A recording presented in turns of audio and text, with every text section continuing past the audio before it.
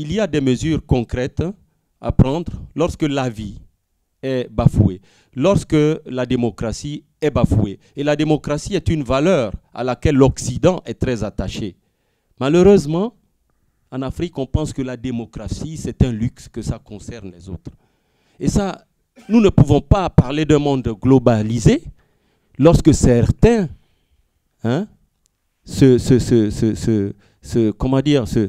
font des exceptions à ce qui est humainement correct, n'est-ce pas?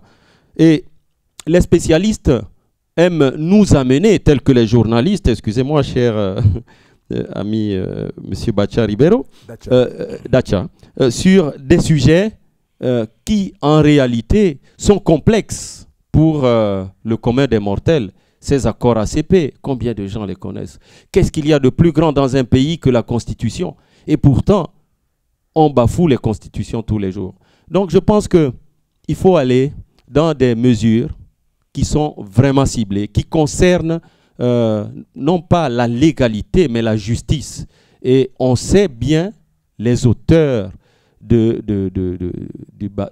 auteurs qui bafouent les droits et la justice en Afrique. Ce n'est pas la peine de tourner en rond avec les accords à gauche et à droite, parce que si ces gens avaient peur de ces accords, ils les connaissent mieux que nous, ils ont des ministres des Affaires étrangères, ils font des missions pour les signer, ils les respecteraient.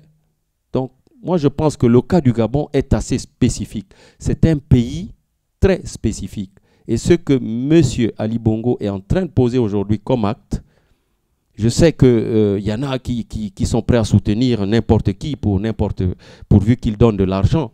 Mais je trouve que c'est un acte grave pour l'humanité. De parler de l'accord de Cotonou, même si c'est vrai que c'est très rébarbatif, il faut pouvoir aussi faire de la pédagogie parce que c'est quand même l'élément fondamental qui régit les relations entre l'Union européenne et les pays ACP, donc en l'occurrence entre l'Union européenne et le Gabon. C'est aussi ce qui fonde notre légitimité à réagir.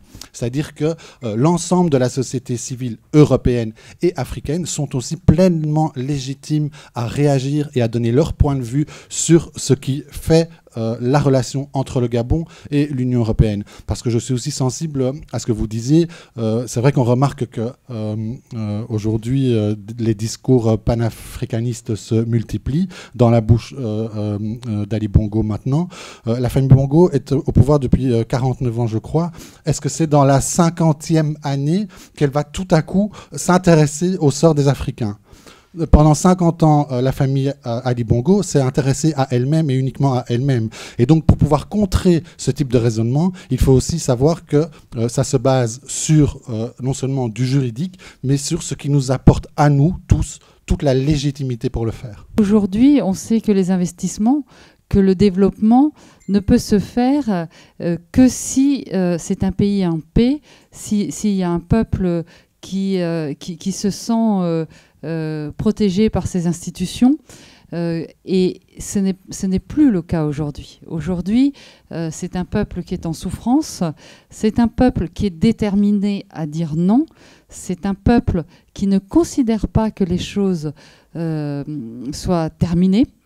L'investiture d'Ali Bongo, pour eux, c'est une mascarade, et non seulement c'est une mascarade, mais en plus ils considèrent qu'il n'y a aucune légitimité à cette investiture, car si Ali Bongo respectait les droits de son pays, tout d'abord il n'aurait pas dû prêter serment avant le 16 octobre.